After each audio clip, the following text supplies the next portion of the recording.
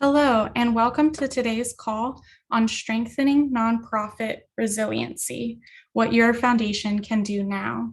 Before we get started, here are a few call reminders.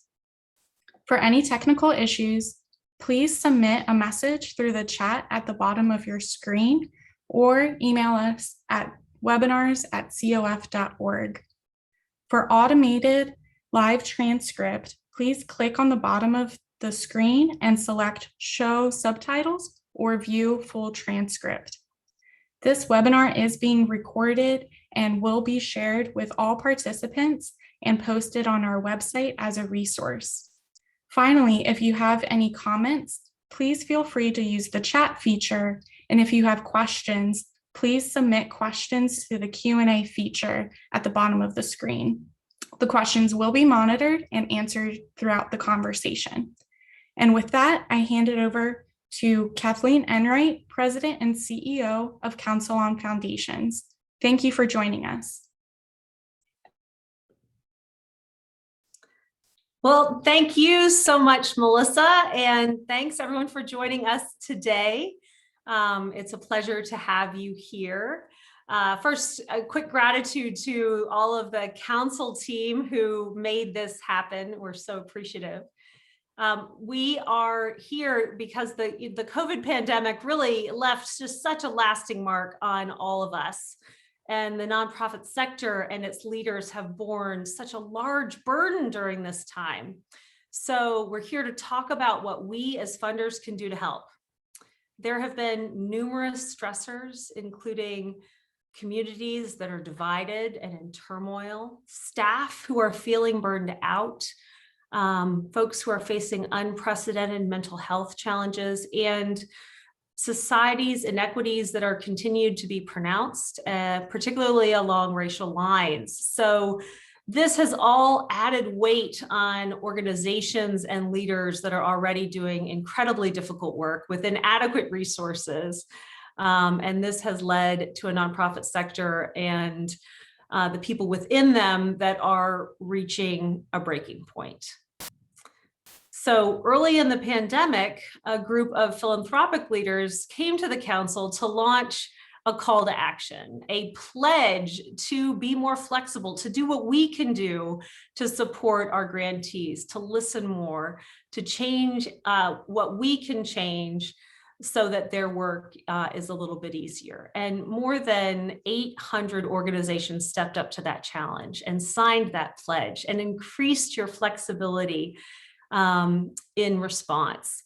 So the hope was that these kinds of changes would endure beyond the crisis and that you and your creativity would come up with additional changes that are responsive to the needs of those in your community and the nonprofit organizations who serve them.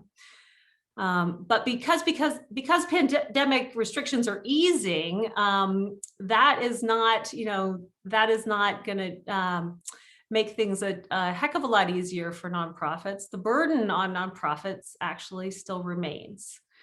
So we've assembled this terrific panel to talk about how they're supporting their nonprofits and easing that burden. I want to acknowledge really quickly before we bring them into the conversation, the title of this session, we talk about resilience. And resilience is something that we all are trying to cultivate in ourselves at times, but terms like resilience and grit subtly place the onus on vulnerable people and organizations to bear the brunt or to beat the odds that are sometimes stacked up against them, rather than focusing on how those in power can work to change the nature of the game or to change those odds that are so that they're more favorable to those folks. So we want to both bring examples and perspectives for how we funders, who are those who have the power in this context, can support nonprofits in ways so that they can endure the adversity that has happened over the past couple of years. So we can support these leaders, we can help them to hopefully stay whole at least, maybe even get a little bit stronger and more adaptable in these times as they meet their community's needs.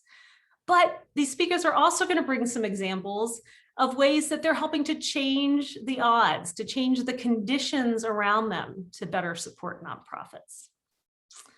So with that, I want to introduce this terrific panel of speakers who you are here really to learn from. First, we have Mira Chari, who is a partner at Bridgespan Group. Mira has worked at Bridgespan for 11 years, and she serves on many nonprofit boards. She has a passion about building resiliency, and she's even done specific research on this topic at Bridgespan, which she brings that knowledge and expertise to this conversation. So we're really looking forward to hearing from you, Mira. Welcome here. Second, we have Robert Joseph. Robert is Vice President of Programs at the Evelyn and Walter Haas Jr. Fund. Robert oversees grant making and program strategy, including the COVID response there. So he has been right in the thick of it. The mission at Evelyn and Walter Haas Jr. Fund is to advance the rights and create opportunities for all. And so in doing this, they've learned a lot about supporting leaders and movements and how to do that for the long term while also building capacity. So Robert, we look forward to the conversation with you. All right, thank you. And then finally, we have Lauren Kugler, who is the Executive Director of the Community Foundation in Gunnison Valley. So Lauren leads work to strengthen and enrich rural communities in Colorado. And she does that through engaged philanthropy and thoughtful grant making and collaborative leadership. So this rural perspective and how they do a heck of a lot with the resources at hand is a perspective that Lauren brings to the conversation, and we're really looking forward to it. So Lauren, thanks for being here. We're going to dive right into the conversation. And Lauren, since I've ended up with you, I'm going to also start with you. So I want to talk with you about the work that you're doing in your region to build nonprofits. And you actually were one of the signers of the pledge. So thank you very much for that. And you've also made some changes in recent years. And so I want to hear about the changes that you've made. And just tell me a bit about how that's gone and what that has meant to the organizations in your region. Thanks so much, Kathleen, and thank you everyone for being here today. To give a little context, we're a small rural community in the mountains of Colorado, and our community foundation has a long history of providing operating support in addition to project support through our competitive grant process. The shift that we made in 2020 was to not just allow unrestricted operating grant support in certain cases, but to really make it the default. We rolled it out as a COVID exception, which allowed us to test it. And as expected, it was wildly successful. So in our upcoming grant cycle will be the third year we've administered our community grants in this way. And I certainly don't see that going away. And we also took that opportunity in 2020 to take a hard look at our application for our grantees and shorten that.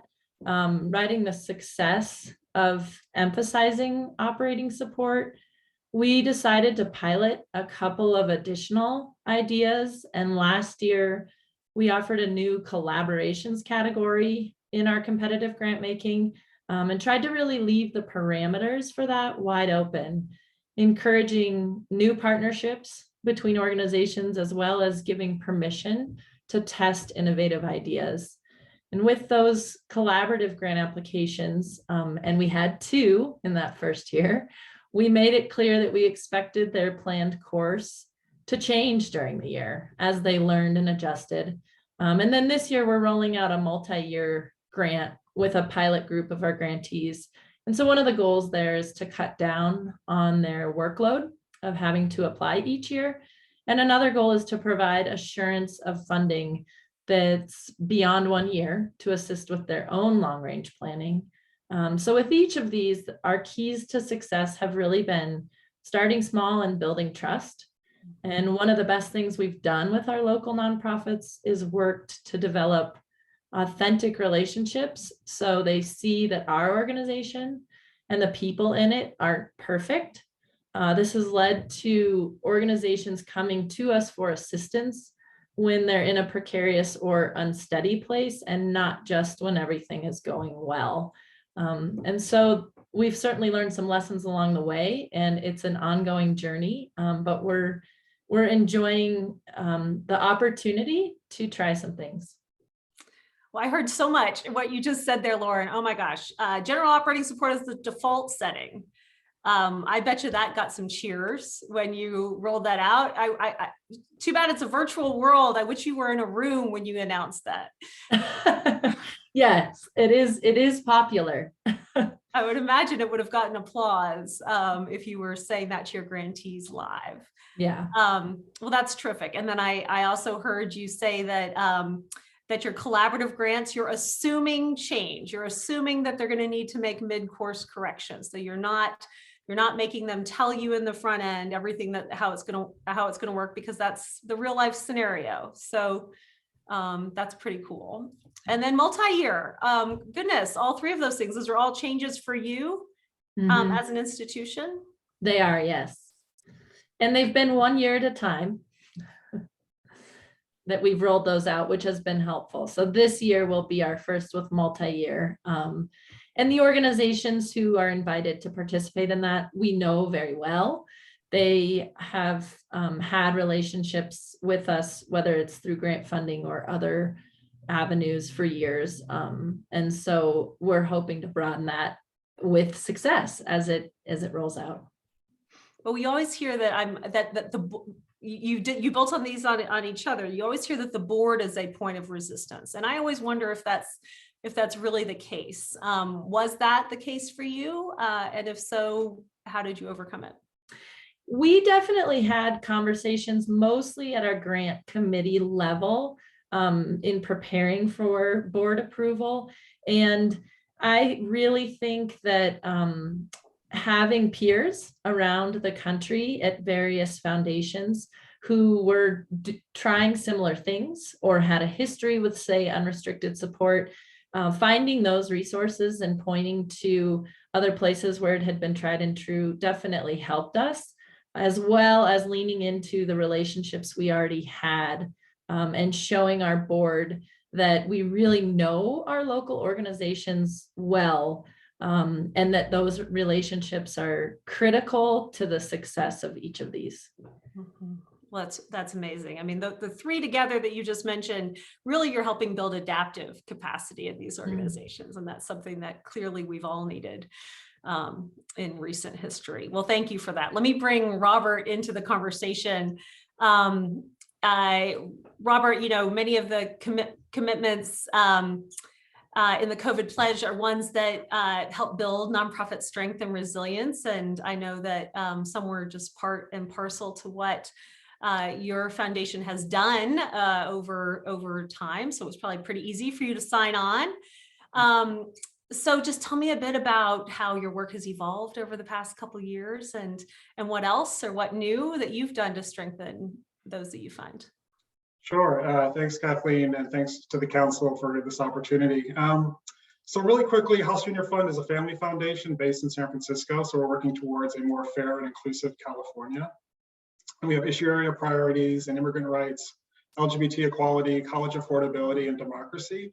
And so some through lines in our work is advancing diverse leaders into positions of influence, and also increasing community voice and engagement.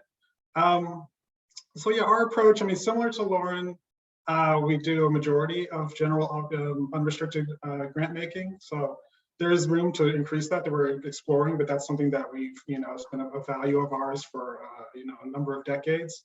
And this is really, we believe our grantee partners know how to prioritize resources. We understand they need the flexibility to build their organizations, to stay agile, and also have the flexibility to innovate, which is really, really important. That there's always this corporate capital for innovation, but in the nonprofit sector, for some reason, there isn't as much. And so that's something we're looking to change. Some of the shifts that we made, during the pandemic, we did loosen some of our grant reporting requirements. And this was to reduce the burden on some of the organizations who were, dealing with so much, and also move resources more quickly to where they needed to be. So that's something that we're going to maintain going forward. We did that by providing our staff with more discretion to work with grantees to determine what reporting makes sense. So, ideally we're in constant communication with them. We have a good pulse on what's happening. And so we shouldn't need a long narrative report at the end of the year. We really should be able to kind of build that as we go through constant communication. So that's something that we've been developing for a while. I also, multi-year grants, Lauren mentioned this as well. This is something that we do, but we could do more of. And so that's something that we're exploring as well, is trying to give groups, the confidence, the stability they need to kind of build their organizations and to navigate, changes and opportunities as they arrive. So to make sure that those resources are in place well in advance. Last, I want to just quickly highlight a key partner of the Haas Junior Fund. This is an entity that we helped to launch a number of years ago that now functions independently, and that's the Leaders Trust. You can look it up as the leaderstrust.org. In addition to the general operating support that we provide, the Leaders Trust helps identify capacity coaches that work directly with nonprofit leaders and their organizations to prioritize, work to grow those organizations and kind of shift their practices. And so, it's a long relationship, typically 2 to 3 years of partnership directly with a coach who hopefully has lived experience, either as an executive director or in the communities that they're serving, or issue area experience. So someone who can really be a strong thought partner to these leaders in their organizations as they explore what's possible. So that's something else to highlight, and I think it's been a key to our work. The last bit of that is the Leaders Trust also manages peer learning opportunities. And so increasingly we're hearing from organizations that they want to convene with others who are working in the same spaces. Maybe it's an organization that's a little bit more established than they are, that can provide some guidance. But our nonprofit partners need support in building those relationships and even funding to convene for travel, facilitation, et cetera. So that's something else that we're building more into our grant making. Well, Robert, I appreciate that you mentioned that. That's Sydney Hargrove, who's running Leaders Trust, right? And that builds on your deep learning about how to support leaders in ways that builds organizational performance over many, many years. And I know one of those principles is that you got to invest in what they say that they need. and two of those things that you're mentioning there just make tons of sense, right? They need peers that they can learn from, and they need a sounding board that's outside of their direct chain, right? Because these are lonely jobs sometimes, particularly when you're navigating a whole host of challenges that you've never had to face before, like we've all done over the past couple of years. That's great. And several of the things that you mentioned, which I thought where you were going when you mentioned Leaders Trust, was about the trust-based philanthropy project, which is another thing that Haas Junior has been engaged in the past. And many of the things that that you mentioned, the practices that you're engaged in are very much connected to those. So do you want to, like particularly the reporting that is more relational rather than written, do you want to mention anything about that? Yeah, I mean, definitely it's about reducing the burden, the administrative burden. So, and then Lauren talked about this as well at the top, that we're reviewing our whole process from, getting to know organizations, the applications themselves, grant reporting, et cetera, that we need to reduce all of those burdens. Groups need to be able to work more quickly. As you said, a lot of these nonprofit directors are working in isolation, and unfortunately they're wearing too many hats. They have to do too much. And so to expect them to be out there, leading in the communities, managing their staffs, adjusting to change, and then filling out applications and reports and tedious stuff, it just doesn't make sense anymore. So we need to move away from that. That's all about trust. It's about having confidence in these groups that they know what to do. They are the experts. They have proximity to the issues, and we really just need to get, sidecar and support them in their work. So that's our approach. And freeing up their time to do it, which is terrific. And it sounds like that's what you're doing with these revised practices like multi-year support and relational reporting. That's great. Thank you so much for that. So Mira, let me bring you into this conversation. Thank you again for being here and bringing Bridgespan's research. I know that you're a nonprofit advocate and that you've learned a lot from talking to and researching nonprofits facing adversity and uncertainty. And so tell me about those that you've been looking at who've navigated uncertainty and what you've learned from their good work.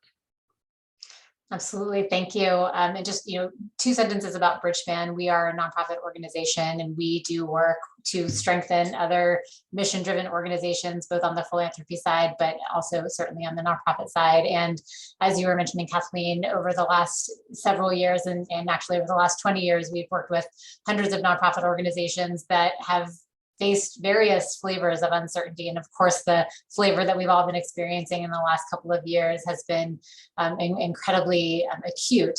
But actually, nonprofit leaders have faced uncertainty of different types for the history of society, and the idea of addressing challenges, whether it's related to policy changes or specific changes to communities, and then needing to respond to that change is something that organizations often it's very much in their DNA. And so, not that the last several years hasn't been incredibly challenging, but we can learn a lot from leaders about how to lean into support in times like this. And so, one of the first things that we Bridgespan were kind of trying to do at the beginning of this period of time, several years ago, is to really just understand, where do organizations want to land at the end of this? How do we think about that? What does resilience even mean? How do we think about the definition for that? Because that word can mean so many different things. It's also a little bit fraught. So how can we define it in a way that really aligns with what organizations are hoping to achieve? And what we kind of landed on is the idea of, what this is, you've used this word several times, Kathleen, the idea of adaptation. How do we think about responding to uncertainty, responding to change, but in a way that results in thriving and healing, in a way that moves these organizations towards the future they seek, not just back to the status quo. I think that's a really important reminder that this isn't about returning to what was. This is actually about moving forward, which is the goal of these organizations and why they seek to exist. And so just a couple of things that we learned to further deepen that understanding of, what does that future look like? What does thriving look like? And how do we provide space and time for that? The first is this idea of planning both long-term and short-term. I think that the idea of the 5-year plan that so many organizations either developed because they wanted to or because they felt like they needed to, that went out the window for most organizations in 2020. These organizations were planning for 5 hours in the future, not 5 years in the future.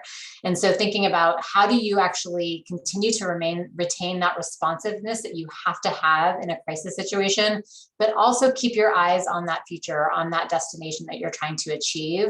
And that idea of toggling between the two is really challenging, but important for leaders, and something that we continue to hear from organizations as, we're meeting as an executive team every day, perhaps, but we're not bringing out our plan. We're thinking about how do we safely return our staff to work? How do we respond and provide basic needs to our communities? And so one of the things that they really felt hungry for was that time and that space for some of that longer term planning in a way that was necessarily going to look different than maybe what it looked like before. So that idea of planning both long-term and short-term was really important. A second thing that felt really important was the idea of getting really clear about how do you get from where you are now to where you want to be, that future, that destination, while reflecting on what's been learned in the near term. And I think that's another thing that we've seen, just the incredible innovation and learning and growth that organizations have experienced, perhaps out of necessity, but it has happened in the last several years, is incredible. And how can we as supporters, as funders, help organizations to take that learning and use it to propel them towards their ultimate goals? That feels like a really important piece. And Lauren, you mentioned this idea of intentionally providing longer range support. I think that's really powerful, so that some organizations can make some, can do some experiments, can be innovative in that way. And then finally, the idea of being really clear-eyed about barriers, about bumps in the road that they're going to meet along the way. Because of course, whether that flavor of uncertainty is COVID or it's something else, there's always going to be that uncertainty. And so recognizing that that's going to be true, how do organizations do a little bit of that contingency planning, scenario planning to be clear-eyed about that? And Lauren, you mentioned something about this as well, that you as funders and Robert, I think that the flexible awards that organizations in your network can take advantage of this too. But with that sort of acknowledgement from funders in the ecosystem, organizations can then be adaptive and say, you know, we said we were going to do X, but now we're going to have to do Y because something else in the environment changed. And, you know, for the organizations to be able to plan for that and to have the permission to be able to deviate in that way and to adapt in that way felt really important. Thank you so much for that. And, you know, nothing supports adaptation more than general operating support and multi-year support. Terrific. Well, let's get into conversation all together about the various themes that have come up so far. And one of them is just, you know, some of the effects of what we've all just been through. I know that many of us are probably feeling this in our own institutions. We're certainly hearing about just the exhaustion from the nonprofits who've been on the front lines over the course of the past couple of years. You know, tell me what you're seeing from the nonprofit partners that you're working with in terms of their burnout, their exhaustion, and how you're thinking about supporting them through that, or what you're already doing. Yeah, I can go first on that one. You know, I think that what we're seeing, I think it's actually, despite the troubling context, it's a positive sign. We're seeing, you know, leaders speak up about this, that they're tired, they're stressed, they're burned out, they're having challenges. And so, you know, back to the trust-based, you know, principles, this is what we want. We don't want them just to come and tell us, hey, everything's great and it's all sunshine. We want them to come to us when there's trouble, when there's challenges, when they need help. So increasingly, you know, we're hearing these requests for, you know, mental health support, for, you know, team resilience building, for some sort of therapy, you know, et cetera, you know, coaches that can kind of work with some of the leaders and thinking through some of the challenges that they're facing. So these are all super positive developments, and it's good to see that the stigma attached to that, you know, asking for help is starting to go away. This is also another rationale for, you know, unrestricted general support. So as groups come to us with these requests, they can now request to allocate a portion of those funds towards some sort of wellness support effort. Something else that funders can provide, and we're working on this with some of our partners, is vetted resources. So groups know where to go to get certain types of assistance if they need some sort of mental health or wellness support. So I think that's something else that we should explore as a field. What kind of sources can we put out there more affirmatively, not even just waiting for groups to come and say I'm in trouble, but really checking in with them and say, here's some things we have to offer you as these challenges come up, because we know they will again. That's terrific. Thank you for that. I think that, yeah, Robert makes a great point about putting these resources out there. And I think that's somewhere where we could certainly improve, is not just waiting for organizations to come to us, and being more proactive. And here's what we have available, or asking, what do you need from us? That's certainly something we're trying to do more of. And what we've observed, especially probably in the last 6 months or so, is a public perception in our community that the nonprofits did this amazing work through the brunt of the pandemic and have come out the other side stronger than ever. And behind the scenes, there are cracks, and in many cases, these cracks run through many layers.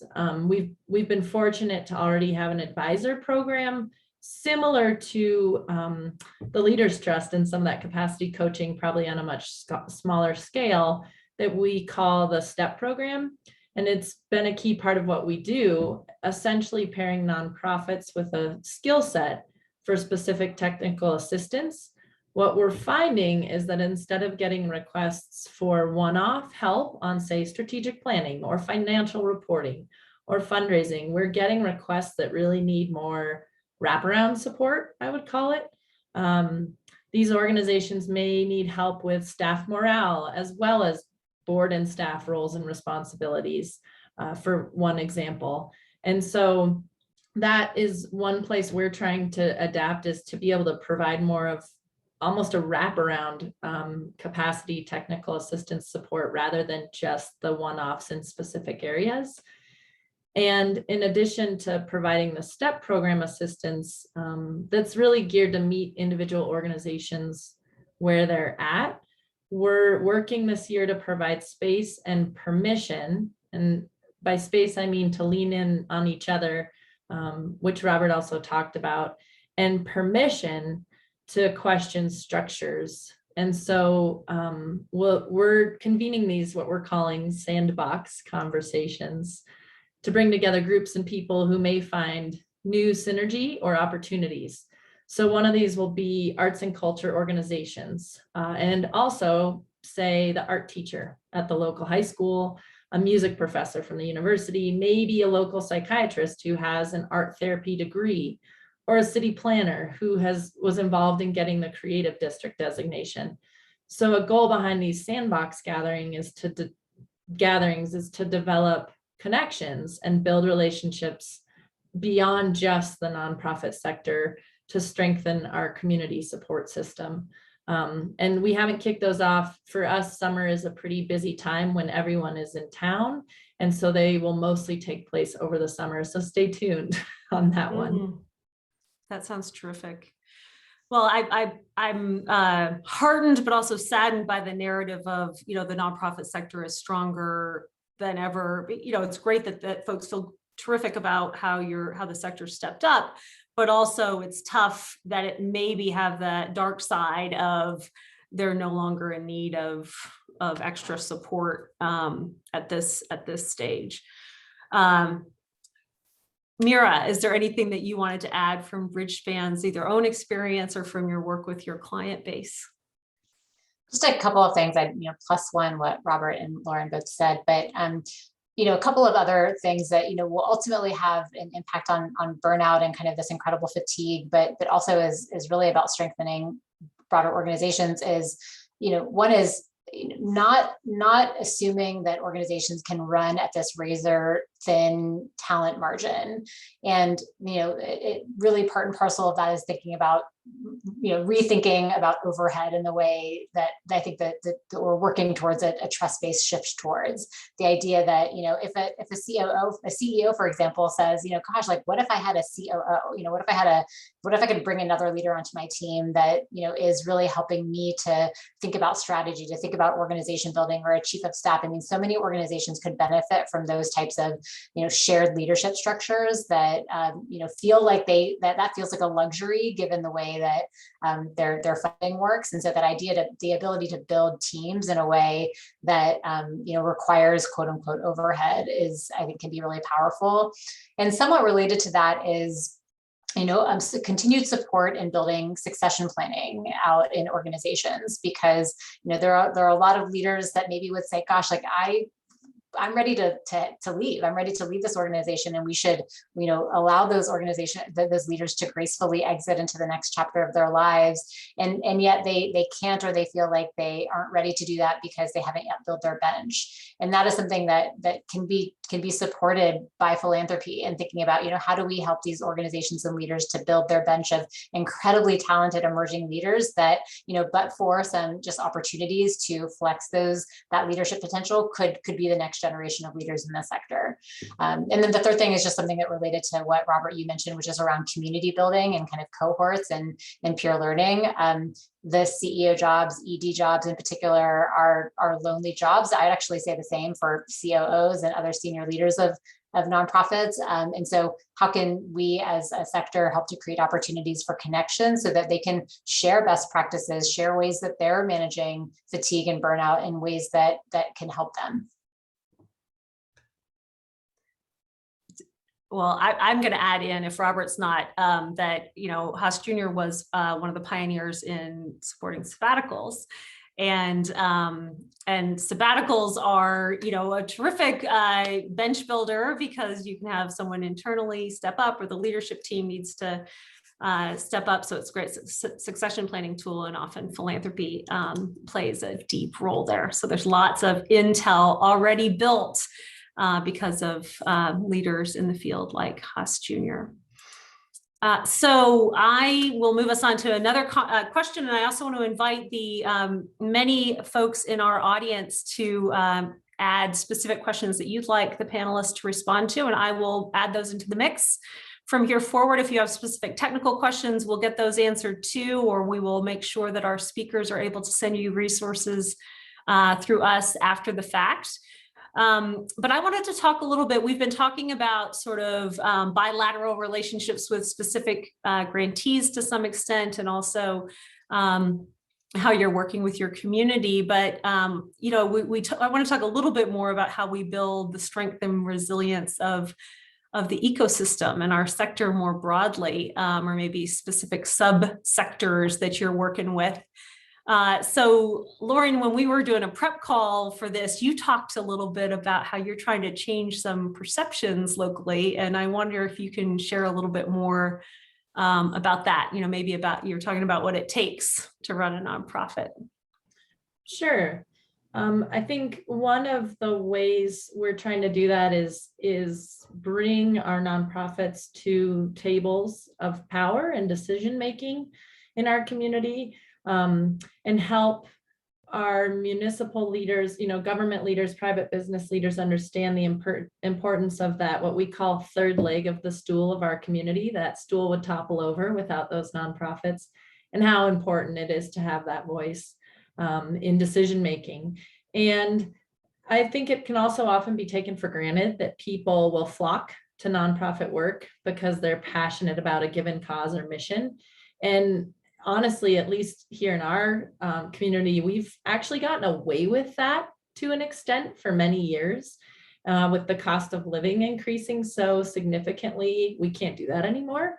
And our staff is looking to take the lead on changing the narrative locally around overhead expenses.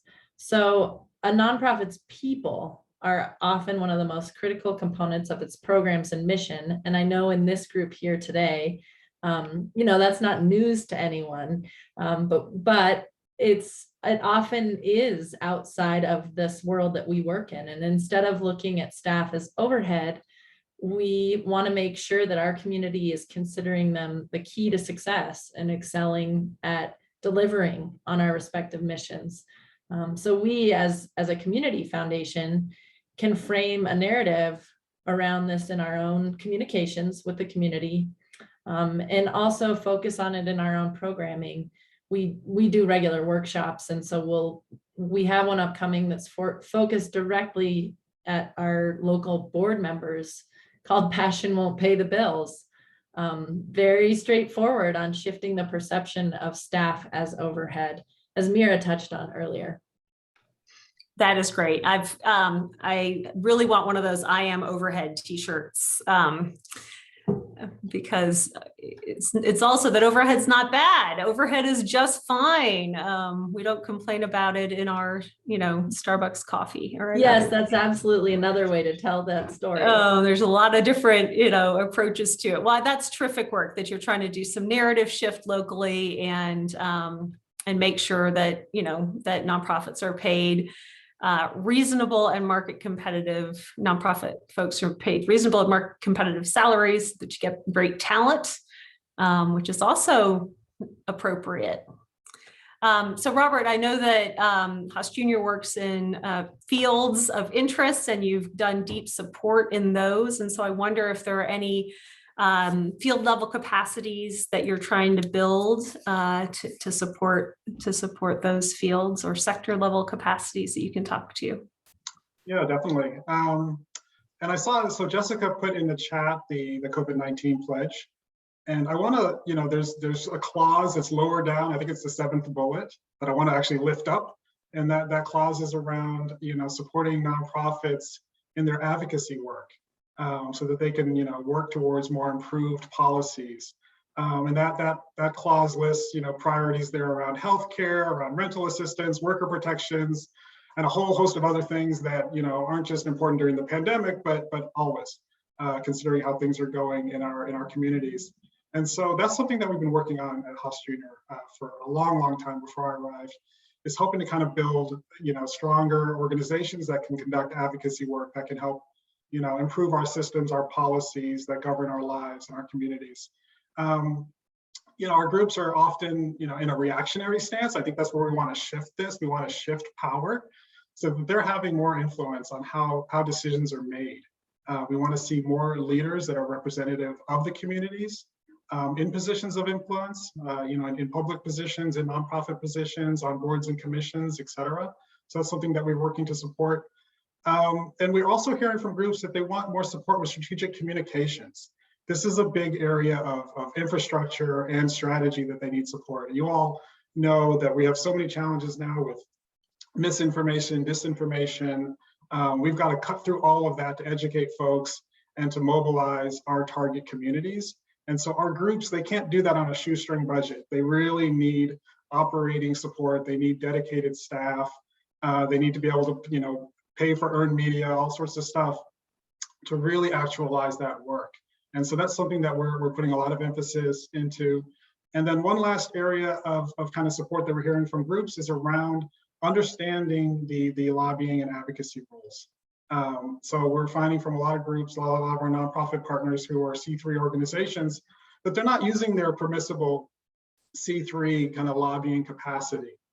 We want them to do that to the fullest. I think it's important as funders that we not be cautious or conservative about advocacy and lobbying, but begin to embrace that, political influence is a big part of our work in order to see some of the changes that we're aspiring towards.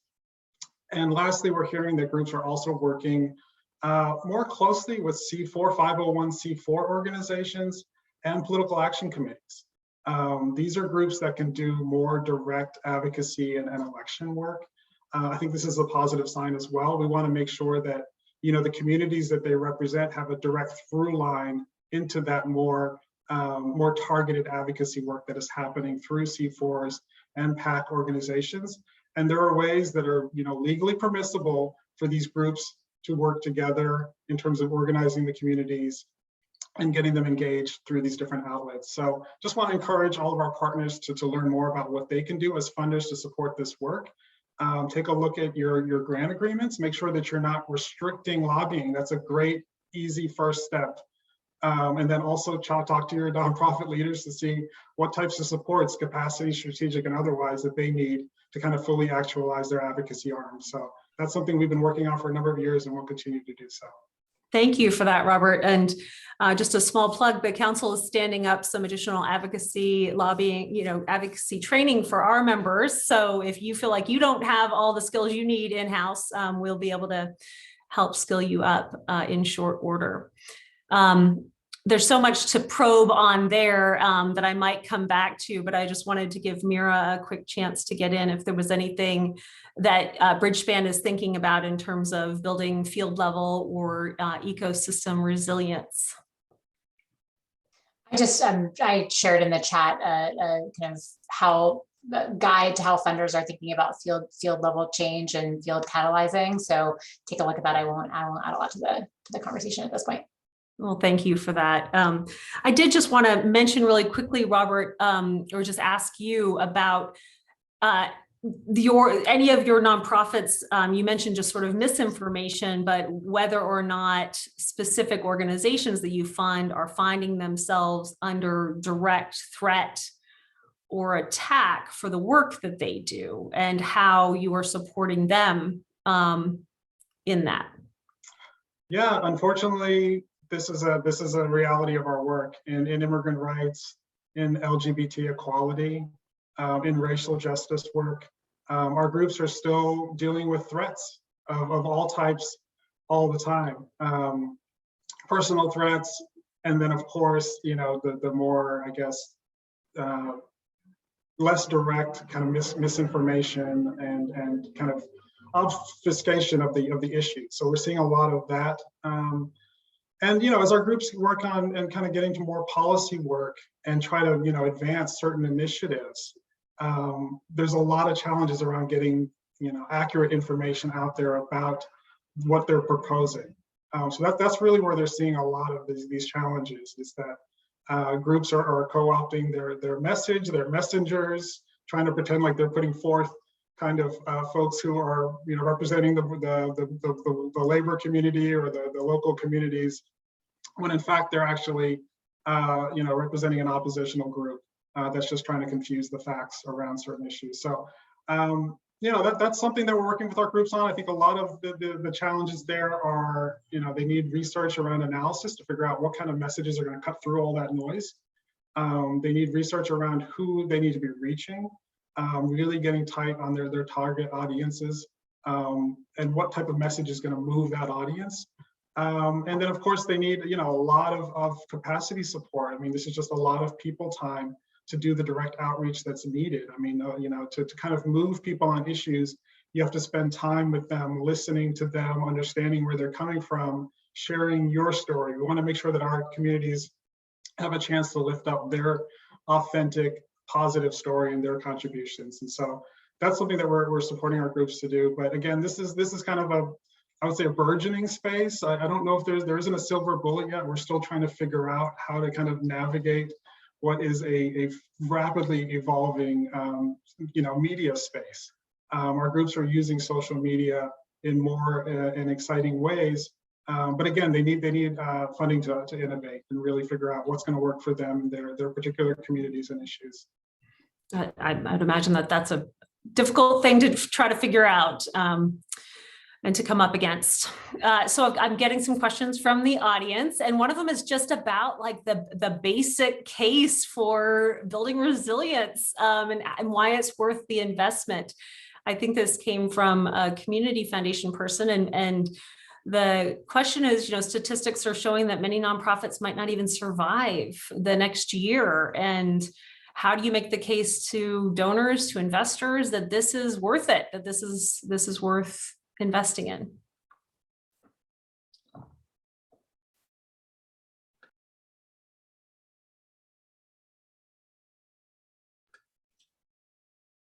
That's where, I mean, I think, and I kind of harp on this, I think relationships are everything. And so having very transparent relationships with the organizations that you're working with, in my experience, has been very helpful in that, because we have been able to kind of navigate the nuances of, yes, there are concerning things, and at the same time, there are very inspiring things about this organization, and putting all those pieces together to build confidence in moving forward. In some cases, we have started with some, I'll say technical assistance for lack of a better term, before we would say promote donor dollars going to a particular organization. So trying to help with some capacity support initially to get to a place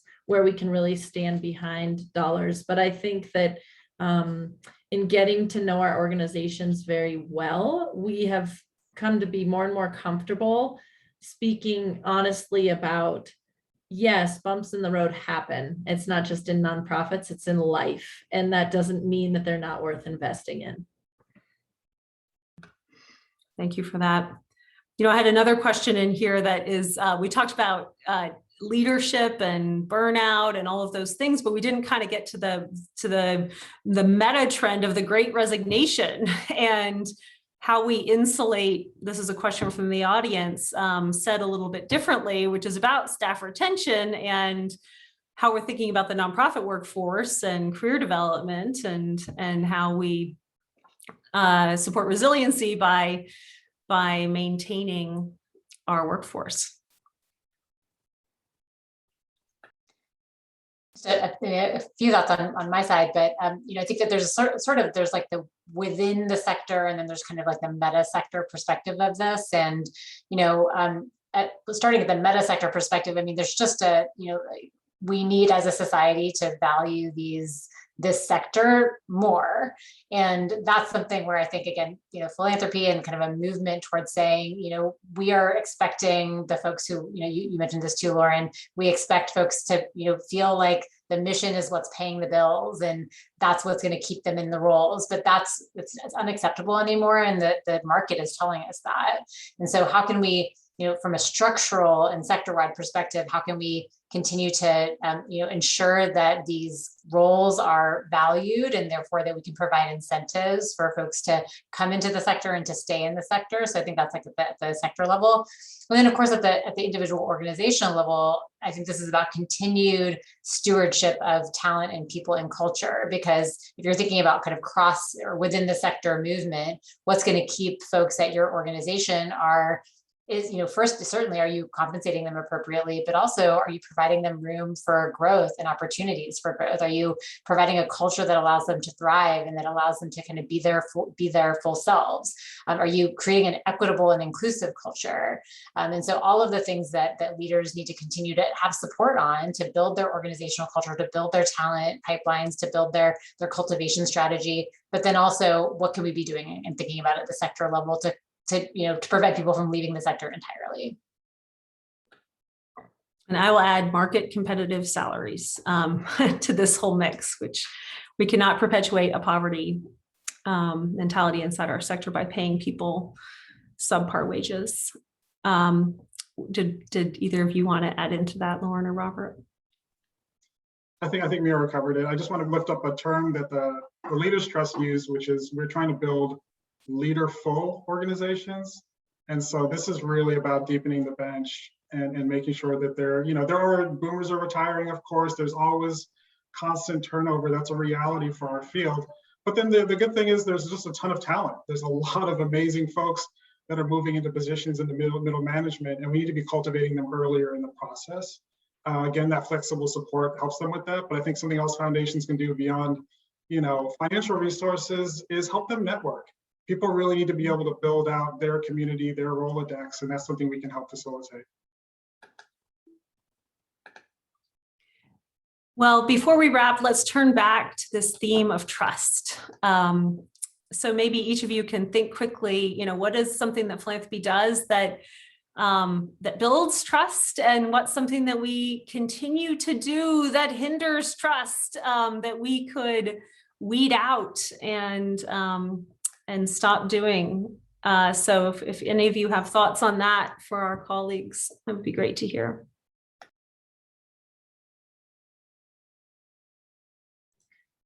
Sure, I'll share something that stuck out to me. It has stuck with me since I heard about it and I think one of the biggest trust building tools I've witnessed is permission to mess up and permission to fail. And the Colorado Nonprofit Association hosted a gathering, it was probably towards the end of 2020. And one of the focal points was what they called the Turkey Award. And they right up front asked attendees to come prepared to share their biggest blunder of 2020, as they put it, while enjoying a fun, supportive environment with fellow sympathetic nonprofit professionals. And it was such a simple concept, but just providing that space of acknowledging you've all made a mistake. So let's come together and share those, learn from each other and laugh at them, really went a long way. And then I think on the other flip side of the coin, the power dynamics that I know I'm guilty of, not even realizing are there sometimes. I'm with another person and I'm thinking I'm person to person, and I have to remember that I may be perceived as a funder or the gateway to some type of funding or support, and how to break down those barriers and shift to that power dynamic is an ongoing learning lesson for me. Mm-hmm. Thank you for that, Lauren.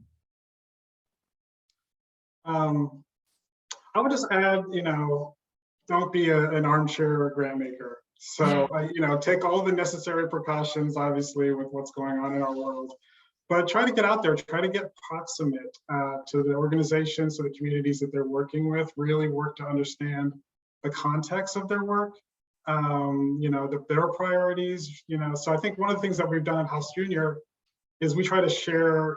We're working on a number of shared tables with our grantee partners, which has been incredibly informative for us. And I'll just give one quick example. Another shout out is to the California Black Freedom Fund. This is a pooled table. This is funders and community leaders, co-designing an effort to raise $100 million over 5 years to support Black-led organizations in California working on racial justice.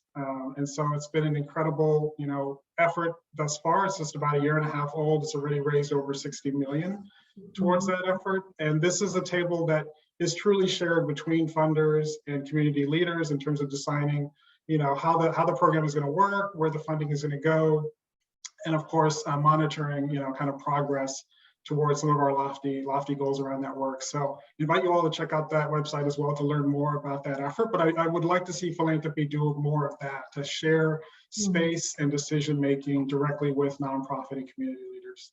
That's great. And collaborative work and learning. And that's at the Silicon Valley Community Foundation, correct? That's housed there.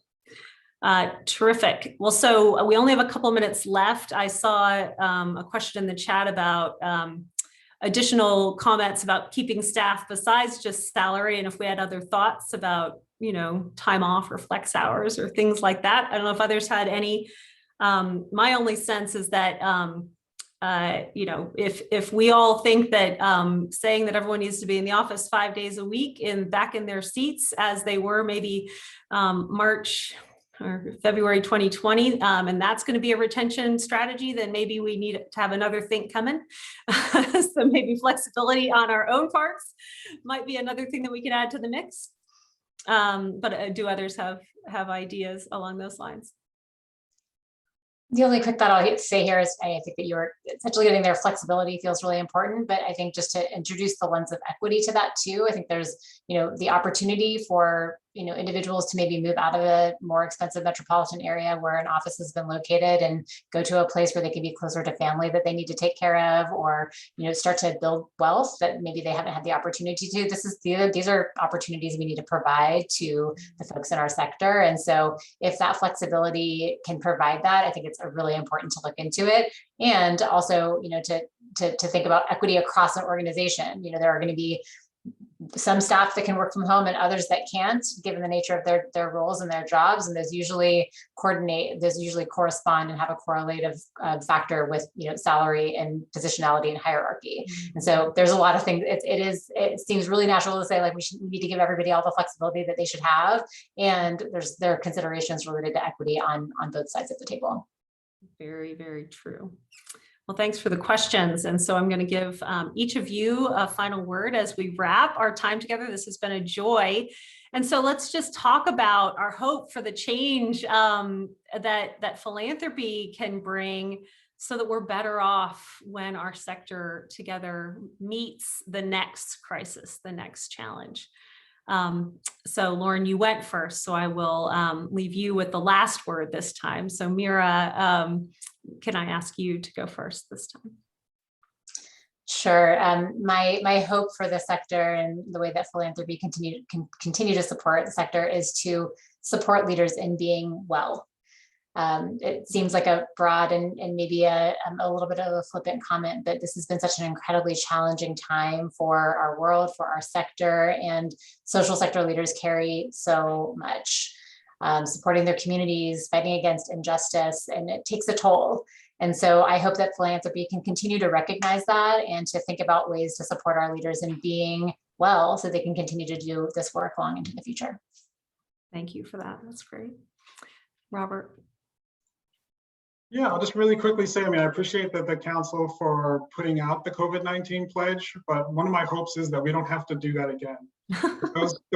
Those practices, that people kind of really embrace those and really actualize those in their work, so that there isn't this call to action after there's been some major, issue, that folks are already doing those things. That's the key. Let's get ahead of this. Let's get those, flexible, general, continuous resources out there, that patient capital that has to be out there.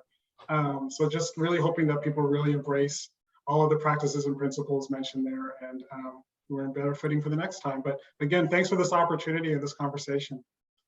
Thank you. It's great. Lauren.